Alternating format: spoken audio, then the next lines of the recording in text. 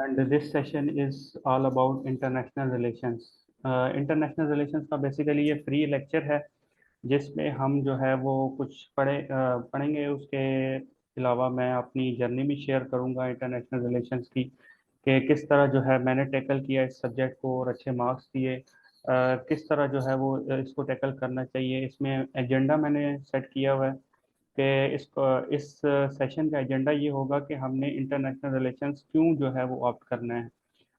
Basically जो दूसरे optional subject होते हैं इस ग्रुप में 200 मार्क्स का जो होता है, जो 200 मार्क्स का जो ब्लॉक होता है उसमें political science, economics, international relations और बाकी ये सब्जेक्ट्स होते हैं।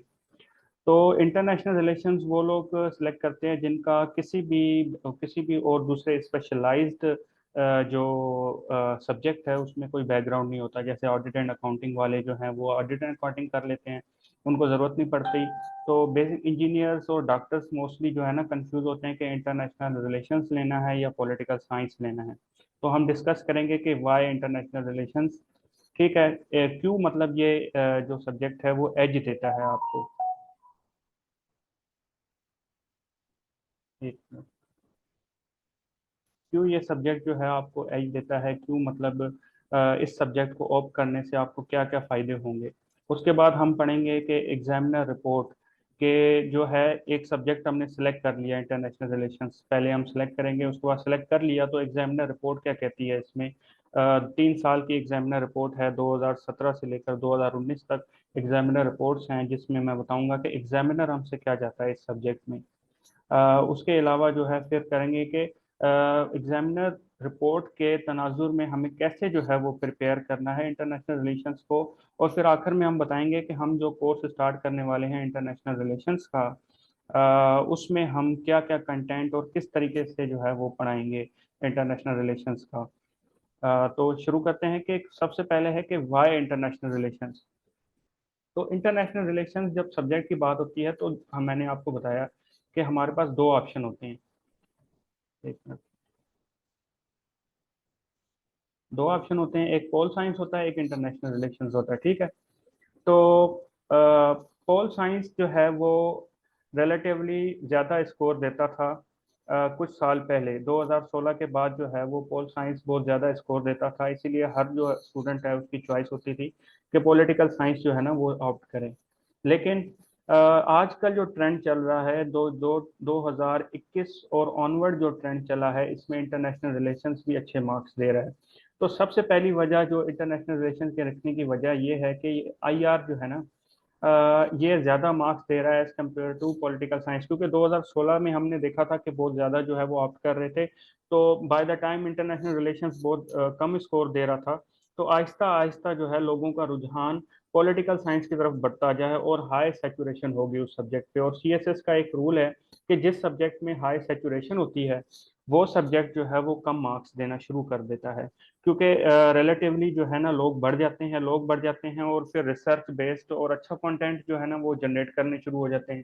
तो एक ही एग्जामिनर होता है, क्योंकि वो जो है वो सोचता है कि एक स्टैंडर्ड उसका अप हो जाता है इस तरह से।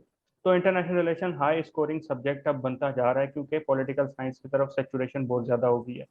ठीक है। अच्छा, दरमियान में कोई सवाल वगैरह हो तो आप मुझे टेक्स्ट कर दीजिएगा चैट में, मैं चैट बॉक्स खोला हुआ है। तो कोई भी टेक्स्ट वगैरह, कोई चीज़ समझ नहीं आती दरमियान में, या आपको लगता है कि स्पीड बहुत ज़्यादा है, तो आप बता सकते हैं चैट बॉक्स में उसमें। अच्छा, दूसरा आईआर रखने की वजह यह है कि आईआर मेरा जो रखने की वजह ये थी, बेसिकली वो ये थी कि एक तो ये सब्जेक्ट बहुत ही डायनामिक सा है, डायनामिक सा सब्जेक्ट है, ये सब्जेक्ट इवॉल्व होता रहता है। उससे क्या होता है, उससे बंदा अपडेट रहना शुरू हो जाता है। उससे ये होता है कि करंट अफेयर, क्योंकि IR2 तो पूरा करंट अफेयर है और IR1 में भी जो थ्योरी एप्लीकेशन होती है वो करंट अफेयर से होती है। अच्छा, एक सवाल आया है कि मैथमेटिक्स और फिजिक्स। ठीक है, सबसे पहली बात कि अगर आप मैथमेटिक्स को ले लें ना, इसी ग्रुप में मैथमेटिक्स को अगर ले लें तो मैथमेटिक्स में ये हो जाता है कि 200 मार्क्स होते हैं इन सारे सब्जेक्ट्स के। मैथमेटिक्स के भी 200 होते हैं, अप्लाइड मैथमेटिक्स या आपको जो है प्योर मैथमेटिक्स प्लस स्टैटिस्टिक्स करते हैं और तो 200 मार्क्स हो जाते हैं, और आईआर के भी 200 होते हैं, पॉलिटिकल साइंस के भी 200 मार्क्स होते हैं।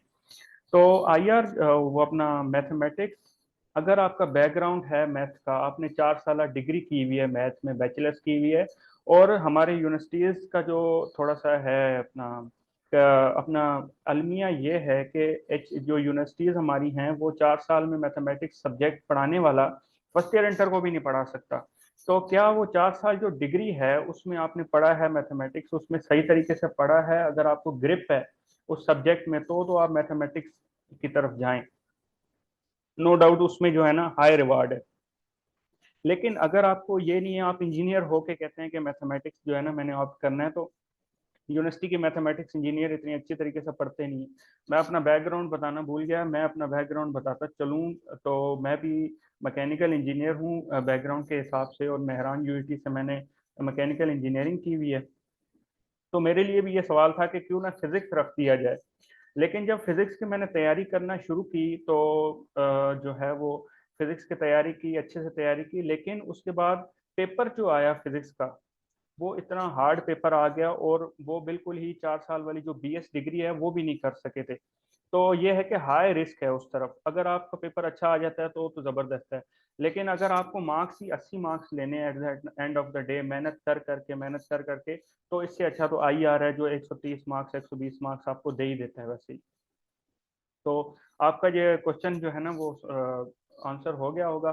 तो एक डायनेमिक सब्जेक्ट है, हम वापस आते हैं, डायनेमिक सब्जेक्ट कैसे है कि इसमें करंट अफेयर से आप टच में होते हैं, खास तौर पे इंटरनेशनल रिलेशन में, तो आपको उसमें कौन कौन से सब्जेक्ट जो हैं उसमें मदद देता है। ये सबसे पहले आपका ये है एसए में जो है ना आईआर बहुत ज़्यादा हेल्प करता है। मैं अपना 2021 वाला अटेम्प्ट बताऊं तो मैंने जो टॉपिक एसए का किया था वो ग्लोबलाइजेशन का था, ग्लोबलाइजेशन प्रोस एंड कॉन्स। तो मेरा एसए का पेपर एक जो मोस्ट जो है वो डिफिकल्ट पेपर है, मैंने उसमें आर्गुमेंट्स में थ्योरीज अप्लाई की थी। और थ्योरी इस तरह अप्लाई नहीं की थी कि मैंने लिख लिया कि ये आईआरएस की थ्योरी है, नहीं, मैंने उसको कवरिंग में करके आर्गुमेंट जनरेट जो किए थे वो थ्योरी से किए थे। तो समझिए आप इंटरनेशनल रिलेशन कर रहे हैं तो एसए के 3 से 4 टॉपिक तो लाजमी के लाजमी आ रहे होते हैं उसमें, एसए के पेपर में, आईआर के। तो आपका ऐसे हो जाता है। उसके अलावा आपके करंट अफेयर और पाकिस्तान अफेयर के जब आप पेपर देखेंगे आजकल, तो करंट अफेयर में 3 सवाल एटलीस्ट आपके आईआर के जो वर्ल्ड रिलेशन आप पढ़ते हैं IR2 को अच्छी तरह से अगर तैयार करते हैं तो 3 सवाल वैसे ही हो जाते हैं। और उसके अलावा पाकिस्तान अफेयर में भी इसी तरह केस है कि मतलब 2 से 3 सवाल आपके जो है ना वो हो जाते हैं। तो एक सब्जेक्ट जो आप 200 मार्क्स पहले आईआर की तैयारी कर रहे हो, 100 मार्क्स ऐसे के भी दे रहा है वो आपको, 30 मार्क्स करंट अफेयर में, 30 मार्क्स जो है वो पाकिस्तान अफेयर में, तो एक सब्जेक्ट और अच्छी तरह अगर तैयार करते हो तो आप जो है ना वो इसमें आईआर आपके लिए बेस्ट चॉइस होगी। ये मतलब 2-3 आर्गुमेंट हैं जो आईआर रखना चाहिए, इसके हक में जाते हैं। अच्छा, कुछ मैंने यहाँ पे इनलिस्ट भी किए हुए हैं कि नेचर ऑफ द सिलेबस है वो इजियर टू अंडरस्टैंड है। अच्छा, एक होता है इजियर, जब इजियर कहा जाता है तो लोग फॉर ग्रांटेड लेना शुरू कर देते हैं। इसका मतलब भाई इजियर का मतलब ये नहीं है कि आपने तैयारी नहीं करनी, इजियर का मतलब है आपको समझ आ जाएगा, इजी कॉन्सेप्ट हैं, लेकिन आपने उन कॉन्सेप्ट को समझने की कोशिश लाजमी करनी है। आगे हम एग्जामिनर रिपोर्ट पढ़ेंगे फिर ये पॉइंट सेम आएगा, ठीक है।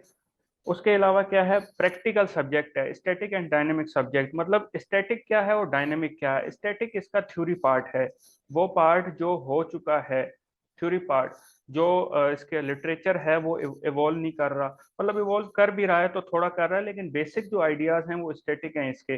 तो एक ये इसकी नेचर है मतलब। और दूसरा है डायनेमिक सब्जेक्ट। डायनेमिक सब्जेक्ट ये है कि करंट अफेयर जो इंटरनेशनल अफेयर्स हैं, वर्ल्ड अफेयर्स हैं, वो चेंज होते ही रहे हैं, चेंज हो रहे हैं, इसीलिए ये सब्जेक्ट जो है आपको ज़्यादा ये सब्जेक्ट आपको ज़्यादा जो है वो एज देता है कि आप बोर ना हो। पॉलिटिकल साइंस की ऑन द अदर एंड बात करें तो वो पॉलिटिकल साइंस पार्ट 1 जो है ना उसमें फिलोसफर्स है, अगर आप जो है वो अगर आप जो है वो थ्योरीज पढ़ना चाहते हैं फिलोसफर्स की, और फिलोसफी में आपका शौक है, तो पॉलिटिकल साइंस बेस्ट है। अदरवाइज अगर आप चाहते हैं कि आप जो है ना इस वर्ल्ड में रहें और पुराने वर्ल्ड से इस वर्ल्ड में रहें, तो आप आईआर को जो है ना आप करें। तो ये स्टैटिक और डायनेमिक सब्जेक्ट है। ओवरलैपिंग विद अदर सब्जेक्ट्स मैंने आपको बता दिया कि किस तरह ये ओवरलैपिंग है दूसरे सब्जेक्ट से। एसए से भी ओवरलैपिंग है, पाकिस्तान अफेयर से भी ओवरलैपिंग है। उसके उसके अलावा इसका जो डिस्कोर्स है, अगर सही तरह से पढ़ा हो, अगर सही तरह से आप जो है वो थ्योरीज पढ़ते हैं, आप जो है वो ग्रीक सिटी स्टेट से एवोल्यूशन होती है आईआर की, ग्रीक सिटी स्टेट में एथन और स्पार्टा से लेकर जो है वो किस तरह से वो इवॉल्व हुआ है, तो आपको मेंटल हॉरिजन जो है वो इंक्रीज होता है कि आपको पता लगेगा कि उस दौर में जो है वो उस दौर में भी ये आईआर होता था और लोग जो है वो इस आईआर की थ्योरी जो है यूज करते थे। इन द लिटरेचर नहीं होता था, मतलब रिटर्न फॉर्म में नहीं होता था, लेकिन फिर भी वार के कॉन्सेप्ट थे, पीस के कॉन्सेप्ट थे, डिप्लोमेसी के कॉन्सेप्ट थे। तो ये आपके मेंटल हॉरिजन को जो है ना वो ब्रॉडन करता है ये सब्जेक्ट। उसके अलावा गुड मार्क्स जो है वो अगर आप थोड़ी सी मेहनत ज्यादा करो तो वो आपको आ जाते हैं। एवरेज ये, अगर आप मेहनत ज्यादा ना करो तो 70-80 मार्क्स देगा, जो फिर किसी काम के नहीं है। अगर 200 में से 70-80 लेने हैं आपने, अगर आपने अच्छे मार्क्स लेने हैं तो अच्छी तरह से जो है ना प्रिपेयर करना है। अच्छा, अब सवाल उठते हैं कि किस तरह से प्रिपेयर किया जाए इस सब्जेक्ट को। अच्छा, रूम फॉर रिटेनिंग अपडेटेड, ये डायनेमिक है, वो सेम बात होगी, ठीक है। तो अब इसको प्रिपेयर कैसा है, what are the requirement of this paper, इस पेपर की रिक्वायरमेंट है क्या बेसिकली, क्या एग्जामिनर मांगता है आपसे। एक मिनट।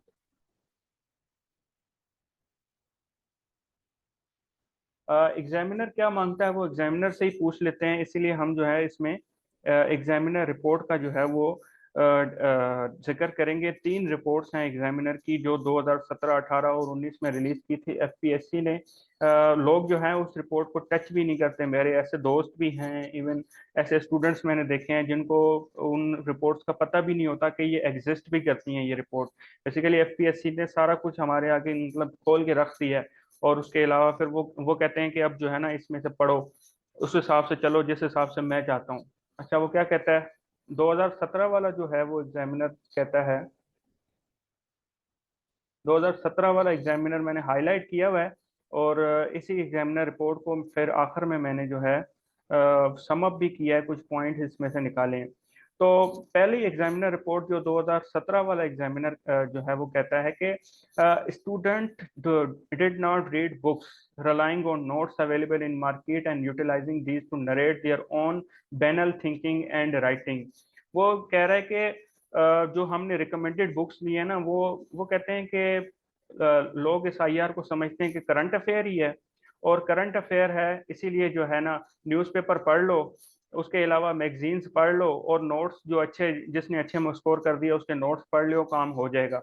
इससे क्या होता है, इससे आपका जो मेंटल हॉरिजन है ना वो ब्रॉडन नहीं होता, इससे आप वही रिडंडेंसी जो नॉलेज है वो जो है वापस से रिप्रोड्यूस कर रहे होते हो। तो ये एग्जामिनर का जो है वो एक रोना है कि आप जो है ना इसको रिकमेंडेड बुक्स जो है नहीं पढ़ रहे, did not read the book. नहीं नहीं, 2023 में आईआर हिट नहीं हुआ, मैंने डीएमसी बहुत सारे देखी हैं जिसमें 125 से 130 मार्क्स आईआर में आए हैं। बुक्स का मैं बताता हूँ मिस, कौन सी बुक सजेस्ट करेंगे वो आखिर में हम देखेंगे, जब हम देखेंगे कि कैसे हमने खुद प्रिपेयर करना है। तो 3-4 बुक्स हैं, उसके अलावा यूट्यूब के रिसोर्सेज हैं, वो सारे जो है ना मैं आपको बताता हूँ, ठीक है। अच्छा, उसके अलावा फिर एक और चीज जो एग्जामिनर कहता है, एग्जामिनर कहता है कि जो स्टूडेंट हैं वो जर्नलिस्टिक होते हैं रेदर देन सब्सटेंटिव। मतलब जर्नलिस्टिक का क्या मतलब है, जर्नलिस्टिक का मतलब ये है कि जो अखबार में आ जाता है, for example foreign affair magazine हो गई, फॉरेन पॉलिसी मैगजीन हो गई, सेंटर ऑफ जो है फॉरेन अफेयर जो है इनकी मैगजीन हो गई, ये थिंक टैंक है, ठीक है। इनके इनका जो लिटरेचर है वो कॉपी पेस्ट कर लेते हैं। अच्छा, उसमें से डेटा निकालें आप, लेकिन कम से कम उस पे अपना जो है वो IR1 का जो लिटरेचर है, IR1 जो मेजरली थ्योरीज पे है उस पे अप्लाई तो करें। आप फॉरेन पॉलिसी, अच्छा वो थ्योरी अप्लाई करने का तरीका भी जो है वो डिफरेंट डिफरेंट है। मतलब अगर आप फॉरेन पॉलिसी का टॉपिक ऑप्ट कर रहे हैं, आप अटेम्प्ट कर रहे हैं फॉरेन पॉलिसी का, तो उसमें रियलिज्म और लिबरलिज्म थ्योरीज नहीं लगेंगी, उसमें फॉरेन पॉलिसी की अपनी जो है वो थ्योरीज लगेंगी। इसी तरह आप स्ट्रेटेजिक कल्चर जो है उसकी बात कर रहे हैं तो स्ट्रेटेजिक कल्चर की थ्योरीज लगेगी। अच्छा, इंटरनेट का प्रॉब्लम होगा, एक मिनट में देखता हूँ।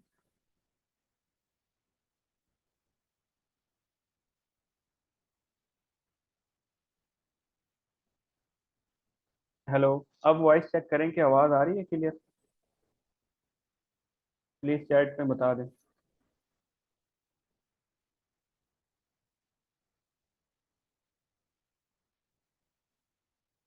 ठीक है, थैंक यू, थैंक यू। अच्छा, तो मैं बता रहा था कि आईआर की जो थ्योरी एप्लीकेशन है, एक तो लोग थ्योरी अप्लाई नहीं करते।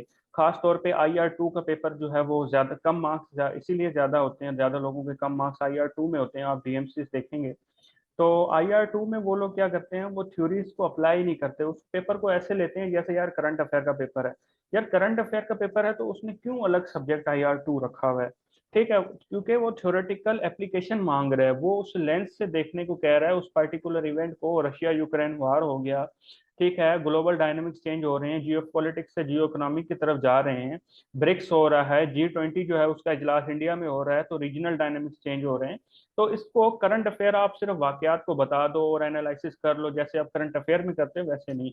आपने लेंस से देखना है, थ्योरीज के लेंस से देखना है, realism, liberalism, constructivism, critical theories, ये सारा कुछ लगाना है। उसके अलावा फिर फॉरेन पॉलिसी का सवाल आ जाए कि यार 2018 में जो है वो पाकिस्तान ने यमन में जो है वो ट्रूप्स नहीं भेजे थे। सऊदी अरब ने कहा था कि यमन में ट्रूप्स भेजना, लेकिन उसने पाकिस्तान ने मना के कर दिया, ठीक है। अच्छा, आईआर 1 और आईआर 2 में डिफरेंस ये है कि आईआर 1 जो है वो टोटली थ्योरेटिकल बेस है, उसमें आपके कॉन्सेप्ट्स हैं, ठीक है। आईआर 2 में आपका उस कॉन्सेप्ट की एप्लीकेशन है, ठीक है। आगे जाके मैं थोड़ा सा, जब इस कोर्स में हम जो आगे पढ़ाएंगे उसकी डिटेल जब आपको बताऊंगा, तो आईआर 1 और आईआर 2 में डिफरेंस इस तरह से क्लियर हो जाएगा आपका सेशन के आखिर में, तो ये फिक्र ना करें। अच्छा, फिर थ्योरीज जो है वो अप्लाई नहीं करते। अगर थ्योरीज अप्लाई करते हैं तो फॉरेन पॉलिसी की थ्योरीज अप्लाई नहीं करते। अब उसने सवाल 2018 में दिया हुआ है कि रैशनल एक्टर मॉडल थ्योरी में ये बताएं कि पाकिस्तान ने जो यमन में ट्रूप्स भेजे थे, क्या वो रैशनल उनका सही था या नहीं। अब आपने रैशनल एक्टर मॉडल यूज करना है। आपने ये नहीं बताना कि यमन का वाकया क्या हुआ था और ट्रूप्स भेजे थे क्यों नहीं भेजे थे, ये नहीं बताना। एग्जामिनर ये एग्जाम्पल दे के जो है ना वो कह रहा है। अच्छा, आईआर 2 में जो है वो कहता है एप्लीकेशन ऑफ नॉलेज, कैसे अप्लाई करना है। अच्छा, थ्योरी तो है आपके पास, थ्योरी भी पढ़ ली आपने। फर्स्ट स्टेप ये है कि आपने जो है वो आईआर की बेसिक्स पढ़ ली, दूसरा आपने थ्योरीज भी पढ़ ली। तीसरा स्टेप आ जाता है कि थ्योरी अप्लाई कैसे करनी है। स्टूडेंट्स को ये नहीं पता होता कि थ्योरीज अप्लाई कैसे करनी है, क्या हम रेलेवेंट थ्योरी अप्लाई कर रहे हैं उस जगह पे या नहीं। अगर आप जिस जगह अभी बैलेंस ऑफ पावर का जो कॉन्सेप्ट है उसमें दूसरी कोई थ्योरी अप्लाई होनी नहीं है सिवाय रियलिज्म के, क्योंकि ये कोर आ गया है।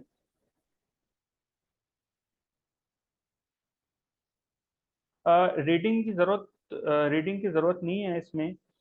रीडिंग मैं आपको बता रहा हूँ उसका जो है ना, रीड आप ना करें। आखिर में हम जो है उसका क्रक्स निकाला हुआ है मैंने। चलो, 2018 का पेपर है कि student fail to present points of divergence and convergence. मतलब ये है कि पेपर में आ गया कि define neo neo debate, neo neo debate, ठीक है। अच्छा, उसके अलावा एक सवाल आ जाता है कि रियलिज्म का आपको पता है, रियलिज्म आपने पढ़ लिया क्योंकि टॉपिक बहुत ही वाजिया सिलेबस में दिया हुआ है। रियलिज्म हर कोई तैयार करता है, रियलिज्म, ठीक है।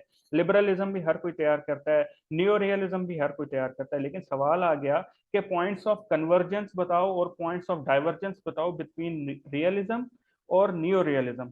अब कॉन्सेप्ट उनकी इतनी क्लैरिटी नहीं होती कि उन दोनों में डिफरेंस, कॉन्सेप्ट आपका यहाँ पे चेक होता है, आपका डेफिनेशन में कॉन्सेप्ट चेक नहीं होता। एक स्टेप होता है कि आप उस कंसेप्ट की डेफिनेशन ले लो, ठीक है। सेकेंडली, आप जब उस कॉन्सेप्ट को डिफरेंट एंगल से देखोगे, आप कहोगे कि यार किस तरह से ये अप्लाई होना है, तो आप उसको रिलेट करोगे, आप आपस में जो है ना उसको कंपेयर और कंट्रास्ट करोगे। फिर आपको कॉन्सेप्चुअल क्लियरिटी होगी कि पॉइंट ऑफ कन्वर्जेंस कौन से है, पॉइंट ऑफ डाइवर्जेंस कौन से हैं। जैसे जो है वो नियो नियो डिबेट हो गई, नियो लिबरलिज्म और नियो रियलिज्म, इन दोनों की डिबेट होती है। ग्रेट डिबेट हुई थी किसी जमाने में 1950 60 में जो है ना, ग्रेट डिबेट्स हुई थी, 4 ग्रेट डिबेट्स मौजूद हैं। सिलेबस का ऐसा नहीं है लेकिन सवाल आ जाता है। लेकिन वो जो सिलेबस थोरली जो है वो कवर जिसने किया हो, जिसने जो है वो थ्योरीज को थोरली कवर किया हो, तो उससे उसको ये अंदाजा होगा कि ये 4 ग्रेट डिबेट्स भी एग्जिस्ट करती हैं। अच्छा, उसके बाद वो कहता है कि पाकिस्तान स्ट्रेटेजिक कल्चर, ये पूरा एक टॉपिक है। अंदाजा, फिर भी ये एक सिलेबस में पूरा टॉपिक है, लेकिन वो एग्जामिनर ये शिकायत कर रहा है कि without providing any proper definition of the term strategic culture, मतलब लोगों ने ये टॉपिक छोड़ा हुआ था 2018 से पहले कि ये टॉपिक जो है ये आता ही नहीं है एग्जाम में, इसीलिए ये टॉपिक छोड़ देते हैं। इसीलिए वो एग्जामिनर कह रहा है कि स्ट्रेटेजिक कल्चर की डेफिनेशन ही नहीं पता थी लोगों को कि ये स्ट्रेटेजिक कल्चर है क्या। लोग सिर्फ जो है वो सवाल करते करते जा रहे हैं, ठीक है। And provide irrelevant fact about globalization. अच्छा, ग्लोबलाइजेशन पे मेरी थोड़ी सी ग्रिप है, क्योंकि मैंने मॉक टेस्ट दिए थे जब मैं अपनी तैयारी प्रिपेयर कर रहा था। तो मैंने globalization is the new form of imperialism, तो उस वर्ल्ड टाइम वाले ने मुझे 55 मार्क्स दिए थे ऐसे में ग्लोबलाइजेशन वाले पे। और किस्मत ये कि वही टॉपिक ऐसे में 2021 में आ जाता है ग्लोबलाइजेशन प्रोज एंड कॉन्स की फॉर्म में। जब मैंने प्रोज और कॉन्स देखा कि कॉन्स तो वही हैं जो globalization is the new form of imperialism, तो आधा पार्ट मेरा पहले से तैयार हुआ हुआ था, आधा पार्ट मैंने अप्लाई करना था। तो ग्लोबलाइजेशन जो है वो उसका कॉन्सेप्ट होना चाहिए आपको। आपको ये नहीं पता, ये पता होता है कि सिर्फ जो है ना ग्लोबलाइजेशन ये है कि इंटरकनेक्टिवनेस है बिटवीन द वर्ल्ड, ठीक है। इंटरकनेक्टिवनेस ज्यादातर ग्लोबलाइजेशन का जो कॉन्सेप्ट लिया जाता है, एक मिनट।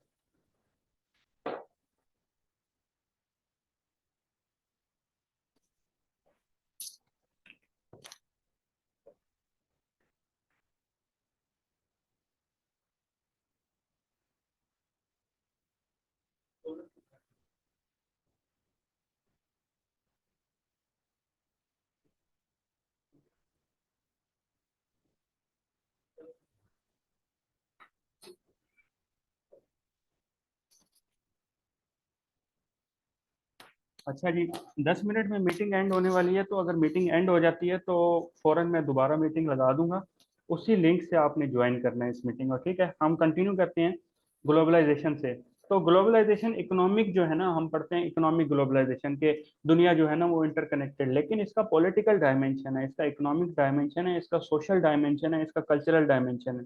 ये सारे डायमेंशन जो है ये फोकस वाले होते हैं, और उसका नेशनल लेवल पे, इंटरनेशनल लेवल पे, रीजनल लेवल पे इम्पैक्ट होता है। एक इकोनॉमी एक पॉलिटिकल चीज होती है, उससे इकोनॉमिक फैक्टर होता है, इकोनॉमी से जो है वो सोशल फैक्टर होता है। तो ये इतनी कनेक्टेड वेब है कि इसका जो सिरा है ये ढूंढना मुश्किल हो जाता है। तो क्लैरिटी, कंसेप्चुअल क्लैरिटी बहुत ज्यादा जरूरी है इसमें, ठीक है। अच्छा, उसके बाद जब रिपोर्ट देखते हैं 2019 की, तो वो कहता है कि पुअर प्रेजेंटेशन है, ठीक है। पुअर अनसुटेबल एंड इररिकॉन्साइबल प्रेजेंटेशन, मतलब वो कह रहा है कि प्रेजेंटेशन भी बहुत अच्छी नहीं है लोगों की। पुअर प्रेजेंटेशन है, इसमें फ्लो चार्ट्स वगैरह नहीं है, इसमें जो है वो जार्गन्स यूज नहीं किए हुए, जो आईआर के जार्गन्स हैं।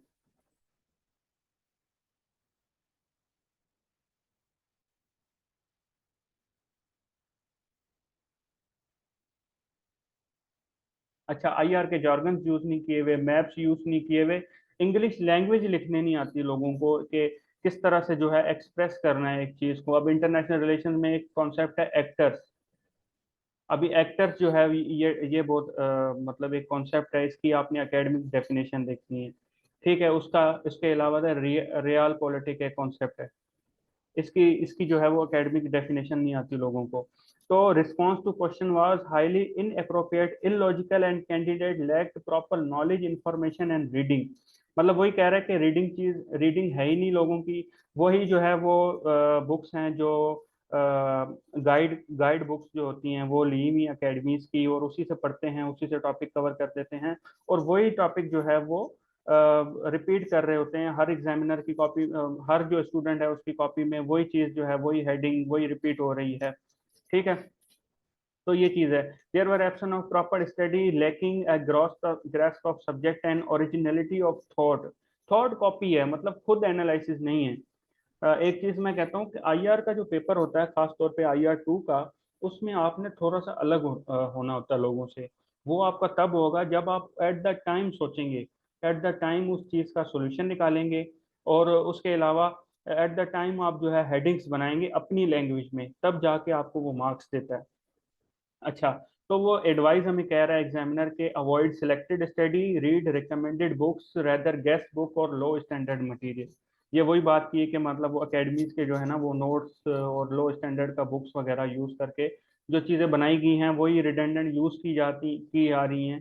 तो ये एग्जामिनर रिपोर्ट आईआर 2 के पेपर में वो क्या कह रहा है, वो कह रहा है कि लोग जो है ना इसको इस तरह से ऑप्ट करते हैं कि ये इजी टू हैंडल सब्जेक्ट है, क्योंकि करंट अफेयर IR2 पूरा करंट अफेयर होता है, IR1 में थोड़ा सा कॉन्सेप्ट होते हैं, वो एक दो प्रिपेयर करने होते हैं, वो अगर प्रिपेयर हो कर लेते हैं गाइड्स वगैरह से तो हो जाता है ये।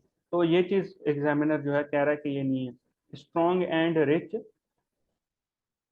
theoretical foundation developing is necessary in order to understand nuance of what makes IA। मतलब वो कहता है कि थ्योरेटिकल जो स्ट्रॉन्ग और रिच थ्योरेटिकल फाउंडेशन। अच्छा, स्ट्रॉन्ग और रिच का क्या मतलब है? स्ट्रॉन्ग और रिच का ये मतलब है, एक तो आप थ्योरीज पढ़ रहे हैं, ठीक है, दो जो है ना वो एक्सट्रीम्स है इसमें। एक एक्सट्रीम वो है जिसमें आप इतनी थ्योरी पढ़ रहे हैं, इतनी थ्योरी पढ़ रहे हैं कि आप जैसे PhD के रिसर्च स्कॉलर हो जाते हैं, कुछ लोग ऐसे करते हैं। और कुछ जो है वो है थ्योरीज को ऊपर ऊपर से पढ़ते हैं कि कोर आइडिया क्या है इस थ्योरी का, और उस थ्योरी में क्या बताना चाह रहा है, ये पढ़ के और चले जाते हैं। हमने ऐसा नहीं करना, हमने क्या करना है, मिडल में रहना है। हमने जो है वो थ्योरीज को पढ़ना है, एक थ्योरी को पढ़ना है, थ्योरी कैसे इवॉल्व हुई उसकी हिस्ट्री को भी पढ़ना है। मैंने जैसे बताया कि जो है वो थ्योरी जो इवॉल्व हुई है, जो पेलोपोनेशियन वार्स थी, ग्रीक सिटी स्टेट एथेंस और स्पार्टा में, वहां से रियलिज्म का कॉन्सेप्ट जो है वो इवॉल्व हुआ। वो जाते जाते जाते जो है जाके वेस्टफेलिया पे खत्म होता है। उसके बाद वेस्टफेलिया के बाद रेनेजेंस होता है, रेनेजेंस के बाद लिबरलिज्म कायम होता है, लिबरलिज्म के बाद वर्ल्ड वार 1 वर्ल्ड वार 2 होती हैं। वहां से जो है इवॉल्व होता है लिटरेचर, और लिटरेचर इवॉल्व होते होते जो कोल्ड वार एरा है, इसमें तो बहुत ज्यादा जो है वो IR का लिटरेचर इवॉल्व होता है, बहुत सारी थ्योरीज होती हैं। पहले जो है वो जो स्टेट के जो पॉलिसी मेकर है उनका होता है कि हम वार को अवॉइड करें, ओ सॉरी, हम जो है वो वार वार जो होगी उसकी डिस्ट्रक्शन है उसको बस हैंडल करें, उसकी डिस्ट्रक्शन को, उसको पैसे दिए जाएं या क्या। अब दूसरी वर्ल्ड वार से पहले ये होता था कि आप जो है वो वार को अवॉइड करें, उस पर काम होने लगा। उसके बाद फिर ग्लोबलाइजेशन पे काम होने लगा। तो ये एक पूरी हिस्टोरिकल बैकग्राउंड है इस चीज में, ठीक है। दी क्वेश्चन, अच्छा, अब बता रहा है कि एक सवाल 2019 के पेपर में, the question was not about the failure of SAARC, rather it was about functionalist perspective about the failure of SAARC. अब फंक्शनलिस्ट पर्सपेक्टिव क्या है, ये IR थ्योरी में फंक्शनल पर्सपेक्टिव क्या है? अच्छा, about the failure of similar the candidate just saw the sentence Pakistan foreign policy decision in response to Saudi Arab request of sending troop in Yemen। ठीक है, मतलब वो कहता है कि स्टूडेंट्स क्या कहते हैं, सिर्फ जो है वो स्टूडेंट सिर्फ देखते हैं कि भाई फॉरेन पॉलिसी का सवाल आया, फॉरेन पॉलिसी के पॉइंट्स लिख लिख दो, पाकिस्तान की फॉरेन पॉलिसी क्या है उसके पॉइंट्स लिख दिए ये वो, सऊदी अरब के साथ पाकिस्तान की फॉरेन पॉलिसी क्या है लिख दी है ये। लेकिन उसमें सवाल में ये था कि rational explanation of Pakistan decision, मतलब जो पाकिस्तान ने डिसीजन लिया था कि यमन में जो है वो ट्रूप्स नहीं भेजने, उसका रैशनल क्या था। तो वो मैंने आपको बताया कि फॉरेन पॉलिसी में रैशनल एक्टर मॉडल जो था उसको फॉलो करना था इसमें। अच्छा, अच्छा, उसके अलावा एक और पॉइंट आउट किया उसने चीज के सोशल मीडिया और मूवीज से जो है ना वो मिथ ली हुई है कि नाजीज्म में क्या क्या होता था। लोग जो है वो नाजी हिटलर ने बहुत जुल्म कर दिया था, जायोनिज्म को खत्म कर दिया था, उसके अलावा कैंप्स बनाए थे, लोगों को मार दिया था। तो लोग जो है ना वो उस मूवीज को बिलीव कर रहे हैं, हालांकि उन्होंने around 80% of candidate attempted the question related to Nazism described mostly the events shown in popular movies instead of giving academic answer or any academic reference। नाजीज्म जो है वो टॉपिक है IR2 का, पहले दो टॉपिक्स में से ये टॉपिक आ जाता है नाजीज्म का। तो उसमें जो है वो अकेडमिक कोई नहीं है, वो नाजीज्म की वीडियोस देख ली और हिटलर की वीडियोस देख ली कि उसने जो है वो डिटेंशन कैंप बनाए हुए हैं, लोगों को मार रहा है, और ये सारी चीजें जो है ना नाजीज्म की आ गई। अच्छा, लैंग्वेज, उसके अलावा वो कह रहा है around 40 to 50% of candidate went to academic resulting into answer having exactly similar heading sub headings and even same authors. Same author को कोट किया हुआ है, सेम हेडिंग्स हैं, सारा कुछ है, ठीक है।